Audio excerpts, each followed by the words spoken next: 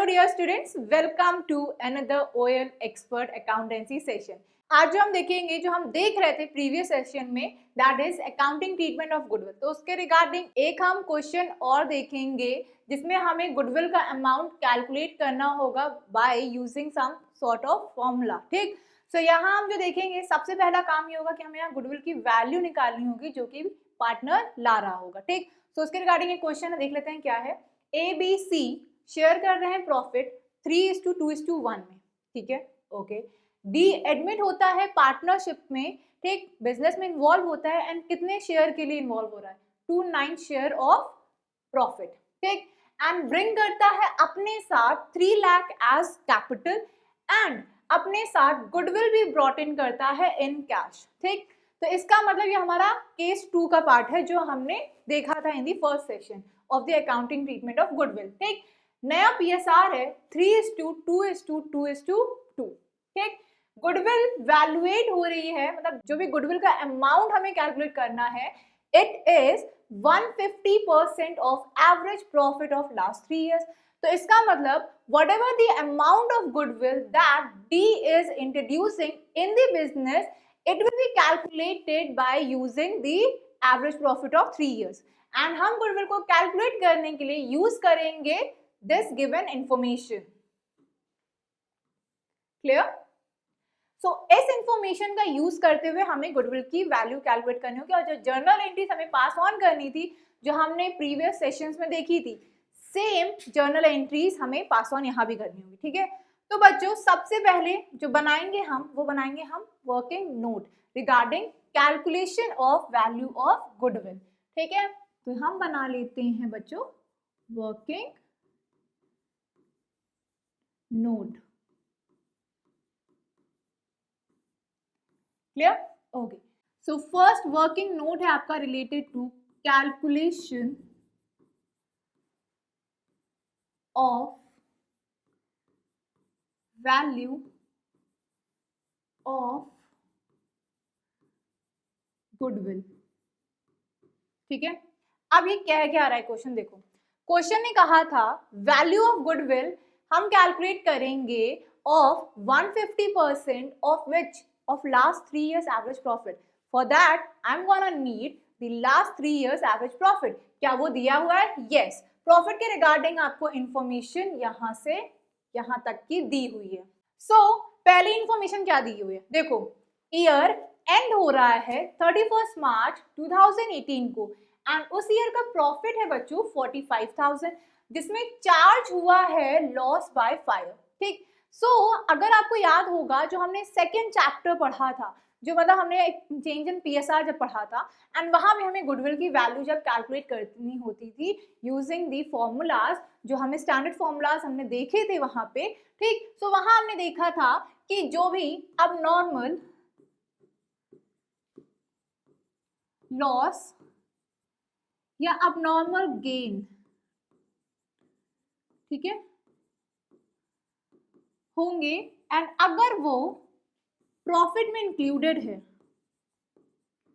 ठीक, तो उसके इफेक्ट को नलिफाइड किया जाएगा, खत्म किया जाएगा, मतलब हटाया जाएगा। ठीक है, अब कैसे हटाया जा सकता है, देखो लॉस होता है एक्सपेंस की साइड कंसिडर करते हैं, मतलब डेबिट साइड कंसिडर करते हैं, एंड अगर गेन है तो हम क्रेडिट साइड कंसिडर करेंगे। ठीक है, सो अगर लॉस हुआ है तो इसका मतलब प्रॉफिट को उसने क्या किया होगा, उतने अमाउंट से कम किया होगा, और अगर गेन हुआ होगा तो प्रॉफिट उतने अमाउंट से इंक्रीज किया होगा। ठीक है, सो अगर हम बात करें हमें इसका इफेक्ट खत्म करना है, तो एक बात बताओ, जो चीज अगर हम यहाँ बात करें 10 - 5, ठीक, मुझे ये इफेक्ट खत्म करना है। ठीक है, मैं नहीं चाहती थी कि 5 इसमें से डिडक्ट हो गया, गलत डिडक्ट हो गया, तो सिंपली क्या करेंगे, दोबारा इसमें 5 ऐड कर देंगे। ठीक, सेम बच्चों प्रॉफिट के साथ भी होता है।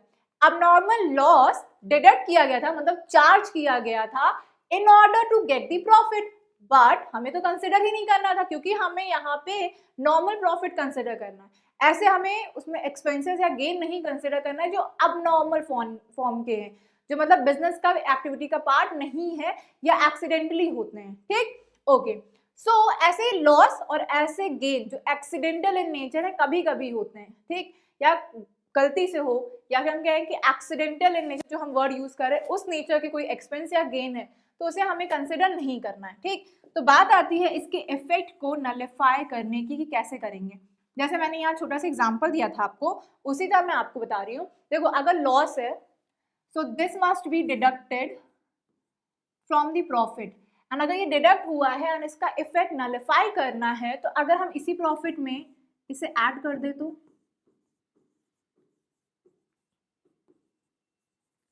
ठीक। दूसरा, अबनॉर्मल गेन, किसी भी गेन का प्रॉफिट पे क्या इंपैक्ट होता है, उतने वैल्यू से प्रॉफिट क्या होता है, इंक्रीज कर जाता है। ठीक, so this must have increase the value of profit. So how to treat this, हमें अबनॉर्मल लॉस को अगर ऐड किया था टू नलिफाई, बिकॉज वो प्रॉफिट की वैल्यू को कम करते हैं, हमें उसे माइनस करते हैं, एंड अबनॉर्मल गेन को हम प्रॉफिट में ऐड करते हैं। मतलब हमें जो गेन होते हैं किसी भी तरह के, वो हम प्रॉफिट में, जो भी हमारा एग्जिस्टिंग प्रॉफिट है उसमें वो गेन्स ऐड करते जाते हैं, जिससे हमारी प्रॉफिट की वैल्यू इंक्रीज कर जाती है। ठीक, सो अगर हमें इसका इफेक्ट खत्म करना है तो simply we will deduct it.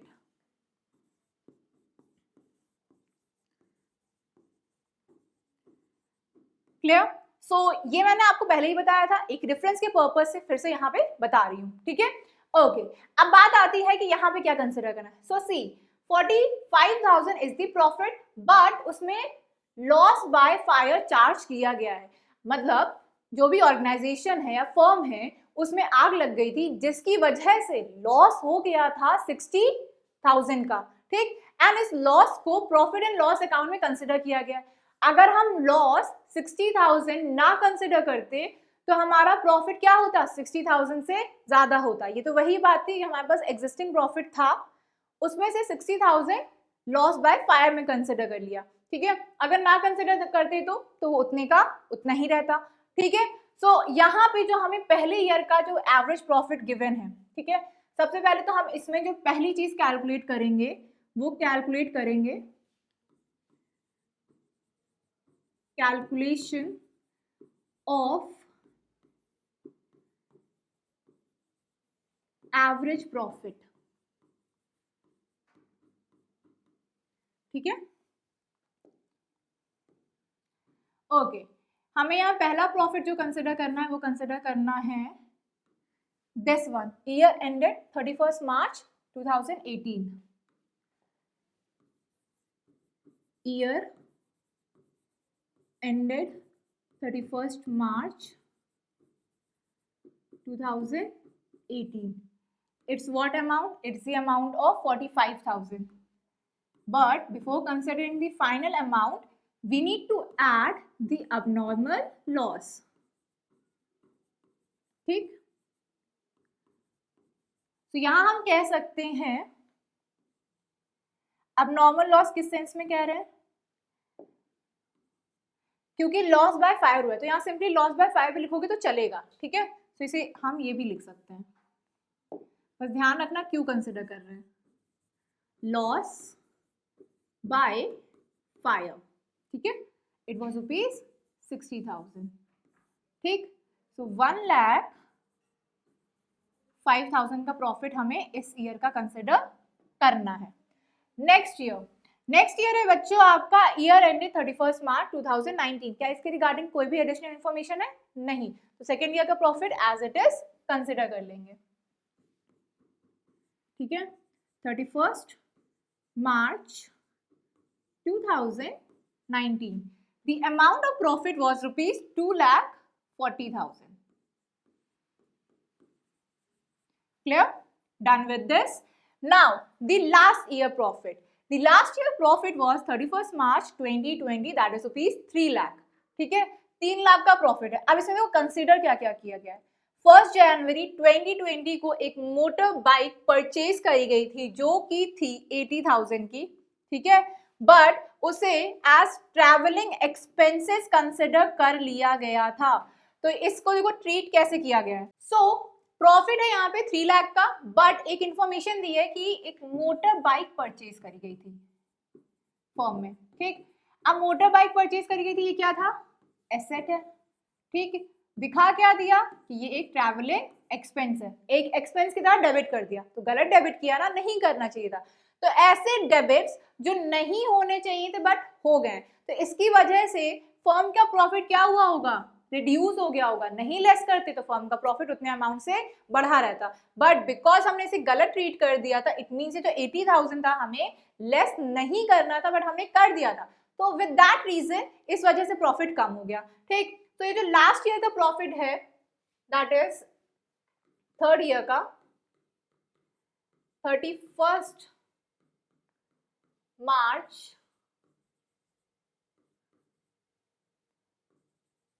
2020, the amount was rupees 3 lakh.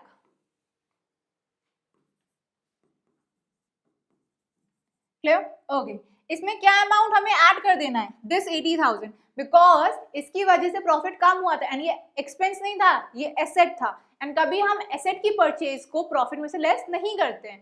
ठीक है, सो इसे अभी हम फाइनल नहीं लिखेंगे, इसे अभी अंदर के कॉलम में ही लिखते हैं। ठीक, ऐड कर देंगे purchase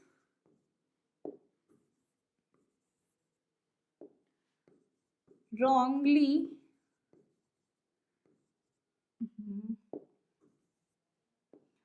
wrong debit of purchase of motor bike, it was rupees of 80,000, तो प्रॉफिट होना चाहिए था एक्चुअल 3,80,000। ठीक, बट यहाँ पे बात हमारी अभी खत्म नहीं होती है क्योंकि और भी इंफॉर्मेशन है। ठीक है, ओके, सो ये तो हमने कंसिडर कर लिया कि चलो ठीक है, इसे हमने करेक्ट कर लिया, रॉन्गली डेबिट हो गया था, रॉन्गली इसकी वजह से प्रॉफिट कम हो गया था, तो हमने उसे ऐड बैक कर दिया। ठीक, अब जो एक्चुअल प्रॉफिट आना चाहिए था वो आना चाहिए था 3,80,000, बट ये जो न्यूली परचेज मोटर बाइक थी दैट इज ऑन द 1 जनवरी 2020, इस पे डेप्रिसिएशन चार्ज नहीं किया गया है। सो इस पे डेप्रिसिएशन कैलकुलेट करके जो भी अभी तक का हमारा प्रॉफिट आया उसमें से लेस करना है। ठीक, सो मोटर बाइक थी कितने की, 80,000 की थी। ठीक है, इस पे डेप्रिसिएशन कितना लगाना है, 25%, बट ये क्या पर एनम के लिए लगेगा, नहीं, क्योंकि जो मोटर बाइक है वो परचेज करी गई है 1 जनवरी को एंड ईयर एंड हो जाएगा 31 मार्च को, तो 1 जनवरी, ठीक, जनवरी, फरवरी, मार्च, सिर्फ 3 मंथ्स के लिए डेप्रिसिएशन यहाँ पे कंसिडर करना है। ठीक, तो जब से उसे यूज करना शुरू किया होगा, जब से परचेज किया होगा, तब से हम डेप्रिसिएशन कंसिडर करते हैं। ठीक, ये नहीं देखते हैं कि खरीदा कभी भी हो पूरे साल का लगा दिया, नहीं, ऐसा नहीं करते हैं। जब से खरीदा होगा तब से हम मंथ्स काउंट करते हैं एंड उतने ही पीरियड के लिए डेप्रिसिएशन का अमाउंट कैलकुलेट करते हैं। ठीक, सो ये आ रहा है हमारा 5,000। ठीक है, so this expense is suppose to be deducted, तो इसे लेस करेंगे डेप्रिसिएशन ऑन मोटर बाइक। ठीक, 5,000, सो अमाउंट आ रहा है, ये लेस होगा 3,75,000। क्लियर? ओके, अब इसमें देख लेते हैं टोटल कितना आ रहा है। The sum total is coming 7,20,000। ठीक है, अब हमें इसी का क्या निकालना है, एवरेज निकालना है। ठीक है, ये तो हो गया total profit, this is what, this is total profit, we need to calculate average profit. ठीक है, 7,20,000 डिवाइडेड बाय 3। ठीक है, ओके, सो हमें जितने साल का एवरेज निकालना होता है, मतलब जितने साल का प्रॉफिट हम कंसिडर करते हैं, सिंपली हम उतने ईयर से डिवाइड कर देते हैं। ठीक है, जैसे हम कितने ईयर्स का कंसिडर किया, 1, 2, 3, तो एवरेज निकालने के लिए कितने ईयर से डिवाइड करोगे, टोटल प्रॉफिट लोगे, टोटल प्रॉफिट को डिवाइड कर दोगे number of years that you have taken, मतलब कितने साल का प्रॉफिट लिया है उतने साल के प्रॉफिट से डिवाइड करना है। ठीक है, सो ये आपका आ जाएगा 2,40,000। क्लियर? इतना क्लियर है? अब जो देखना है वैल्यू ऑफ गुडविल देखनी है। वैल्यू ऑफ गुडविल किस सेंस में दी गई थी, एवरेज प्रॉफिट का दैट इज 2,40,000 का 150%। ठीक, तो ये पूरा 100% होगा, इसकी हमें 100% वैल्यू नहीं कंसिडर करनी है, 150% वैल्यू कंसिडर करनी है जो कि हमें प्रीवियसली गिवन थी। सी कहा गया था goodwill will be calculated 150% of average profit, जो भी गुडविल आएगा दैट इज दिस, उसका 150% कर देंगे तो हमारा क्या आएगा, गुडविल की वैल्यू। आंसर आ रहा है इधर 3,60,000, ठीक है, ओके। सो स्टूडेंट्स, जो ये अमाउंट आया है, ये अमाउंट क्या रिप्रेजेंट कर रहा है, ये अमाउंट रिप्रेजेंट कर रहा है फर्म्स गुडविल, ठीक, इसे कहोगे क्या, फर्म्स गुडविल, क्लियर, ओके। अब बात आती है, अगर ये फर्म की गुडविल है तो जो गुडविल नया पार्टनर लेकर आ रहा है वो कितनी होगी, ठीक है। सो अब जो हमें देखना है, हमें क्या देखना है कि जो न्यू पार्टनर इंट्रोड्यूस्ड हुआ था दैट इज डी, डी कितनी पार्ट ऑफ गुडविल लेकर आ रहा है, तो जो भी हमने फर्म्स की गुडविल कैलकुलेट करी है उसका, उसमें जितना शेयर होगा वो उतना लेकर आएगा, ठीक, डीज शेयर ऑफ गुडविल, कितना उसे ब्रॉट इन करना था। इसी तरह न्यू पार्टनर का गुडविल का शेयर कैलकुलेट करके भी बताया जाता है, ठीक। जो भी फर्म की गुडविल होगी करंटली, ठीक, उसके बेसिस पे जिस भी पार्ट ऑफ शेयर के लिए डी एडमिट हो रहा होगा बिजनेस में, उसके बेसिस पे हम डिसाइड करते हैं कि अच्छा तुम 2/9 पार्ट के लिए एडमिट हो रहे हो एंड फर्म की गुडविल 3,60,000 है, ठीक है, तो तुम्हें उतने पार्ट ऑफ गुडविल को फर्म में इंट्रोड्यूस करना होगा, ठीक है। So as a new partner D वो अमाउंट ऑफ गुडविल पे करता है फर्म को, जो कि पार्टनर्स अपने बीच में डिस्ट्रीब्यूट कर लेते हैं, ठीक है। सो ये क्लियर है, डीज शेयर ऑफ गुडविल यहाँ पे फिर क्या होगा, टोटल है 3,60,000, तो डी से कितना अमाउंट एज गुडविल लाने को कहा गया होगा, तो 3,60,000 का जितना डी का शेयर होगा प्रॉफिट में वो उतने पार्ट की गुडविल फर्म में इंट्रोड्यूस करेगा, तो दैट इज 2/9, तो इसका हम निकाल लेंगे 2/9 पार्ट, ठीक है। तो यहाँ पे जो हमारा आंसर आएगा वो आएगा 80,000, क्लियर। सो डी को जो amount of goodwill brought in करनी थी वो कितना है, वो है 80,000। सो यहाँ पे जो हमारा क्वेश्चन था वो आपको कुछ इस तरह से डिस्ट्रीब्यूटेड था, पहला कि हमें फर्म की गुडविल कैलकुलेट करनी थी, फिर हमें ये भी देखना था कि डी कैपिटल के साथ साथ गुडविल का कितना अमाउंट लेके आ रहा है फर्म में, क्लियर है, ओके।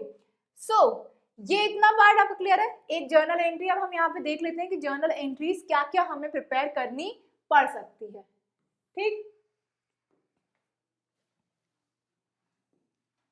सो पहली जर्नल एंट्री क्या होगी, पहली जर्नल एंट्री एज यूजुअल जो हमारी capital and goodwill brought in करने की होगी। डी क्या इंट्रोड्यूस कर रहा है फर्म में, डी फर्म में कैश एंड गुडविल ला रहा है, मतलब कैपिटल एंड गुडविल लेकर आ रहा है, क्या ला रहा है, कैपिटल एंड गुडविल, ठीक, एंड ये दोनों ही चीजों किसमें ला रहा है, कैश में, क्लियर है। सो यहाँ पे एंट्री पहली क्या होगी, जो कैश इंट्रोड्यूस हो रहा है in the form of goodwill and in the form of capital, उसकी एंट्री करेंगे, ठीक है। So cash is being introduce in the business, so cash is what, cash is the asset of the business and asset के according real account का rule लगेगा, real account का rule कहता है debit what comes in and cash है asset, ठीक, तो cash आ रहा है बिजनेस में, उस रीजन से कैश को हम डेबिट करेंगे, ठीक। क्या इंट्रोड्यूस्ड हुआ है, गुडविल, ठीक, इसको हम ऐसे भी लिख सकते हैं, premium for goodwill and to capital, ठीक। तो ये दोनों चीजें कौन ब्रॉट इन कर रहा है, न्यू पार्टनर, ठीक है। तो यहां नरेशन हो जाएगा new partner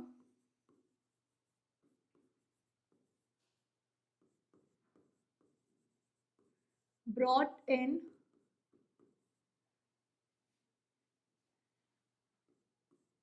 capital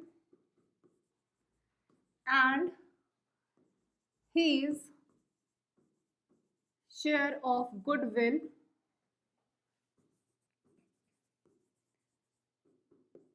in cash. Clear? Okay. Now let's see what amount we will consider. So capital लेके आया था वो 3 लाख and goodwill का amount हमने कैलकुलेट किया है, ठीक है? So capital कितनी है? 3 लाख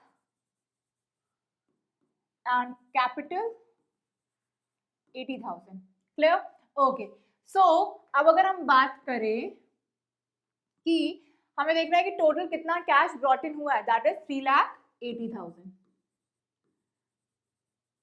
कैसे आया? इन दोनों का sum total. Clear? First entry done. अब क्या करना है कि जो गुडविल का अमाउंट ब्रॉट इन किया गया है इसे among the partner in sacrificing ratio distribute करना है. ठीक? Premium for goodwill account debit to.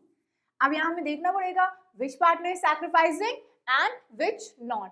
ठीक? सो अब जो हम वर्किंग नोट बनाएंगे वो बनाएंगे सैक्रिफाइसिंग पार्टनर को कैलकुलेट करने के लिए. तो यहां हम कैलकुलेट करेंगे सैक्रिफाइसिंग रेशियो. ठीक? तो पहले पार्टनर थे ए बी सी. ठीक है? फॉर्मूला क्या कंसिडर करेंगे? Old ratio minus new ratio. Old ratio जो रहा होगा उनका उसमें से माइनस कर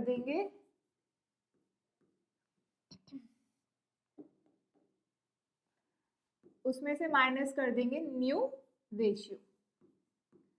ठीक? सो अब यहां देखना है कि हमारा ओल्ड रेशियो क्या था. ओल्ड रेशियो था 3:2:1. ओल्ड रेशियो है 3:2:1 एंड न्यू रेशियो क्या है? न्यू रेशियो है 3:2:2:2. ठीक है? 3:2:2:2. हमें कंसिडर यहीं तक करना है, 3 पार्टनर्स तक का. दिस इज ए बी सी.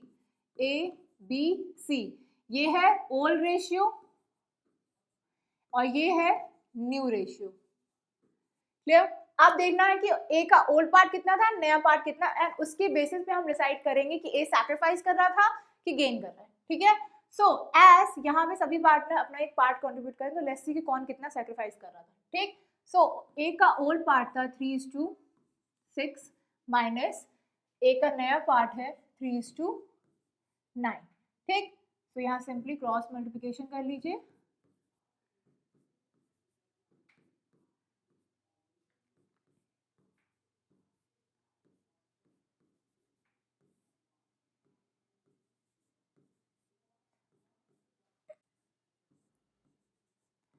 सो जो ए का सैक्रिफाइसिंग पार्ट आ रहा है कि उसके जो शेयर में कमी आई है वो कितने की आई है? वो आई है 9/54 की. ठीक? तो यहाँ ए क्या है? ए है सैक्रिफाइसिंग पार्टनर. वो इतना पार्ट न्यू पार्टनर की तरफ कंट्रीब्यूट कर रहा है. ठीक? एंड बी का शेयर क्या है? 2/6. सेम ही होगा. एंड ये है आपका 2/9.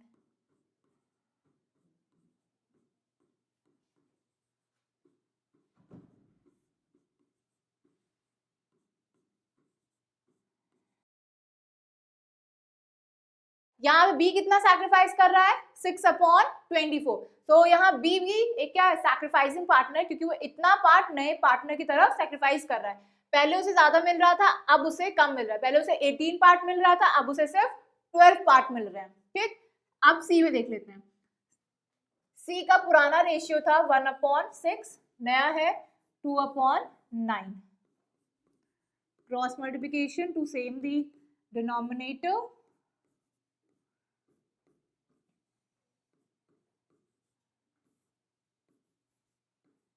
ओके. सो यहाँ पे जो हम देख रहे हैं कि पहले सी को कम पार्ट मिल रहा था, अब जो सी को मिल रहा है वो ज्यादा पार्ट मिल रहा है. तो यहाँ सी को उस प्रीमियम में कुछ नहीं मिलेगा. ठीक है? क्योंकि ही इज व्हाट, उसे गुडविल के पार्ट में कुछ नहीं मिलेगा क्योंकि यहाँ पे उसे हो रहा है गेन. ठीक? He is not sacrificing towards the new partner, केवल ओल्ड पार्टनर ही सैक्रिफाइस कर रहे हैं. सो हमें जो देखना है जो सैक्रिफाइस कर रहे हैं partner towards the new partner, तो उन्हीं को हमें यहाँ कंसिडर करना है. तो हमें इस रेशियो को कंसिडर करना है. ठीक? 9:6 को. ठीक,